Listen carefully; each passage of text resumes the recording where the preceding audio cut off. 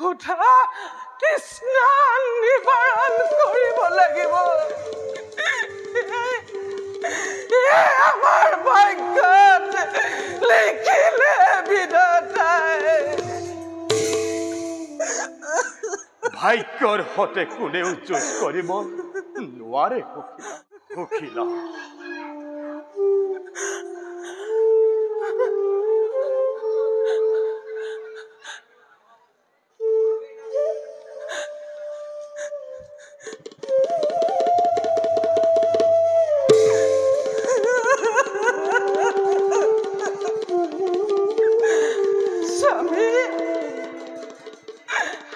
আমাৰ জীৱনলৈ কেতিয়াও সুখ নাহিব নেকি? এমুঠি অন্ন, এখনি বস্ত্ৰৰ কাৰণে আজি আমি হাহাকাৰ কৰি কান্দিব লাগিছো। সন্তানৰ ক্ষুধাটোৰ মুখ দেখি দেখি চকুৰ পানীৰে গংগা জল উঠিছে উতলি।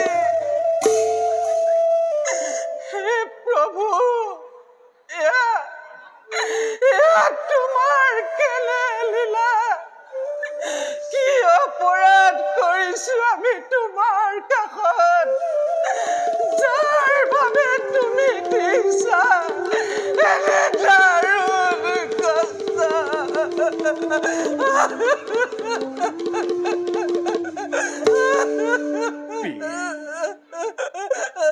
এই সকলোবোৰ প্ৰভুৰ মায়া, প্ৰভুৰ ইচ্ছা অনুসৰি সকলো হয়। তুমি দুখ নকৰিবা। প্ৰতিদিনে অনাহাৰে থাকিব লাগে, প্ৰতিদিনে দুখত দিন অতিবাহিত কৰিব লাগিব। কি প্ৰভুৰ ইচ্ছা? চকুৰ পানীৰে ক্ষুধা তৃষ্ণা নিবাৰণ কৰিব লাগিব। আমাৰ ভাগ্যত লিখিলে বিধাতাই। ভাগ্যৰ সতে কোনেও যুঁজ কৰিব নোৱাৰে সখীলা। আমাক এনে জীৱন প্ৰভুৱেই দিছে। প্ৰভুৱে আমাক যি পৰিস্থিতিত জীয়াই ৰাখিছে, সেই পৰিস্থিতিতে আমি আনন্দ মনেৰে থাকিব লাগে। ক্ষুধা নিবাৰণৰ কাৰণে অন্ন নাই, পৰিধান কৰিবলৈ এখনি বস্ত্ৰ নাই, নিদ্ৰাৰ কোলাত আশ্ৰয় লওঁতে ভৱিষ্যতৰ চিন্তাই বাৰে বাৰে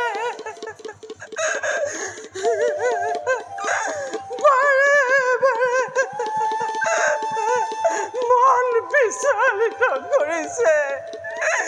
তেনে পৰিস্থিতিত কোন আনন্দ মনেৰে থাকিব পাৰে? স্বামী, কোন আনন্দ মনেৰে থাকিব পাৰে?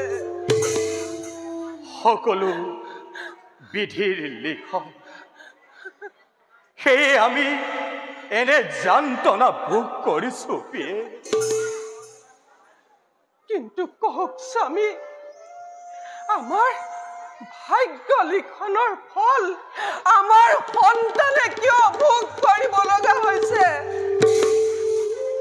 আপুনি কৃষ্ণ নাম জপে সৰ্বদা। কৃষ্ণ, আপোনাৰ পৰম মিত্ৰ প্ৰভু কৃষ্ণক কওক আমাৰ সকলো যন্ত্ৰণা ক্ষীৰ পাতি ল'বলৈ মই প্ৰস্তুত। মাত্ৰ তেওঁ আমাৰ দুখ নিবাৰণ কৰা। সত্য কথা, সত্য কথা। জগতপতি কৃষ্ণ মোৰ পৰম মিত্ৰ। শান্তিপনী গুৰুৰ গৃহত একেলগে শিক্ষা লাভ কৰিছিলো আমি, কিন্তু স্বাৰ্থৰ বশীভূত হৈ কৃষ্ণৰ পৰা দান ভিক্ষা কৰিব নোৱাৰো। মই তেওঁৰ ভক্ত, দান ভিক্ষা কৰি ভক্তৰ নামত কলংক সানিব নোৱাৰো কদাপি। পৰম প্ৰভুৰ কৃপা লাভ কৰি আমাৰ জীৱনত যদি উন্নতি ঘটে তাৰ ক্ষতি কি? নাৰী হৃদয়ৰ ব্যথা আপুনি উপলব্ধি কৰিব পৰা নাই। সন্তানৰ ক্ষুধাটোৰ মুখ দেখি দেখি কান্দি কান্দি কত মিনিট কৰিছো পাই। সেই কথা উপলব্ধি কৰিবলৈ আপুনি আজি অক্ষম। মই আৰু সহ্য কৰিব নোৱাৰা হৈছো স্বামী, মই আৰু সহ্য কৰিব নোৱাৰা। ধৈৰ্য ধৰা পি। জাতিটি ব্ৰাহ্মণ মই, মোৰ ধৰ্ম মানৱ জাতি সুশিক্ষা সৎ পথ দেখুওৱা। ক্ষুদ্ৰৰ স্বাৰ্থৰ লালসাত মৃত্যুৰ সন্মুখত দান প্ৰাৰ্থনা কৰা মোৰ ধৰ্মৰ বিৰুদ্ধ। মাত্ৰ তুমি ইয়াকেই জানি থোৱা পি, সংসাৰৰ কোনো জীৱই বিধাতাৰ লিখন নোৱাৰে খন্দাব।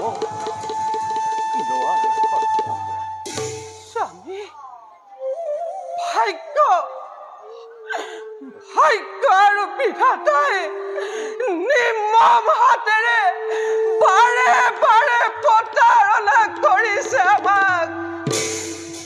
খেলিছে নিষ্ঠুৰ খেলা প্ৰভুৱে আমাৰ লগত।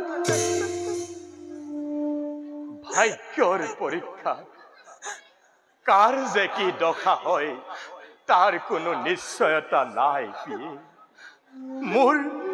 মোৰ প্ৰভু মহান উদাৰ, অযথা তেওঁক দোষাৰোপ নকৰিবা প্ৰিয়ে। তেওঁৰ বাবে আমি এই মনুষ্য জীৱন কৰিছো ধাৰণ। কিন্তু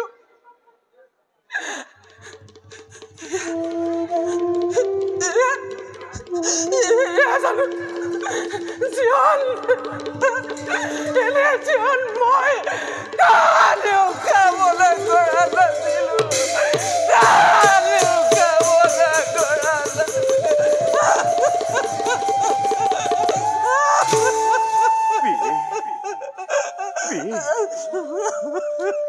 আমাৰ আৰাধ্য দেৱতা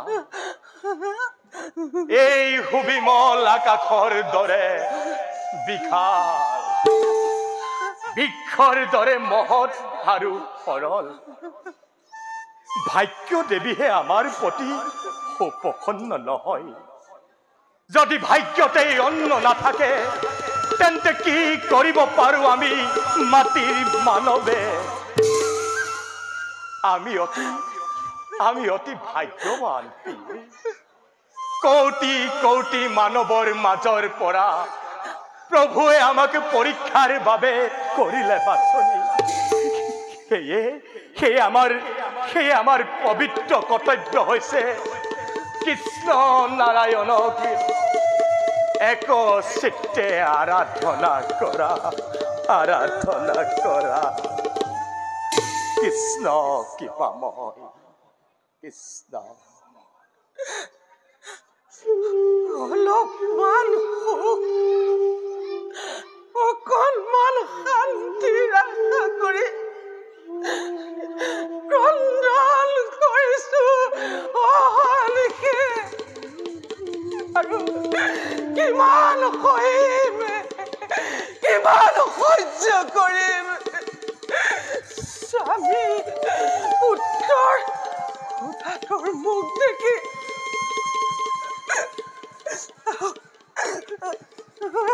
স্বামী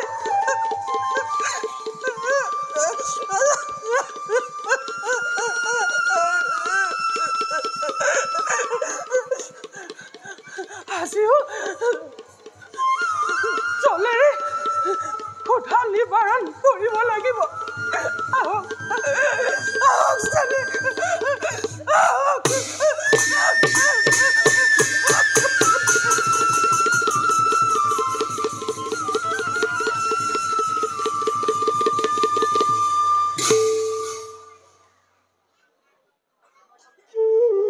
হে মোৰ আৰাধ্য প্ৰাণৰ গৰাকী সহিছো নিতে মই পত্নীৰ কান্দো দিনহীন ভক্ত মই জানো ভালদৰে ভাগ্যৰ বাবে ভুঞ্জিছো আমি এনে যান্ত্ৰণা হে হে কৰুণা নিধি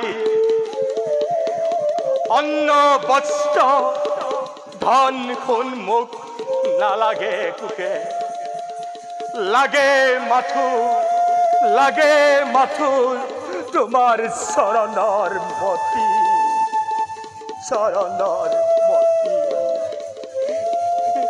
লাগে মাথো তোমাৰ ৰাতুল চৰণ কৃষ্ণ কৃষ্ণ কৃষ্ণ কৃষ্ণ কৃপাময় কৃষ্ণ কৃপাময় দয়াময় কৃষ্ণ দয়াময় কৃষ্ণ কৃষ্ণ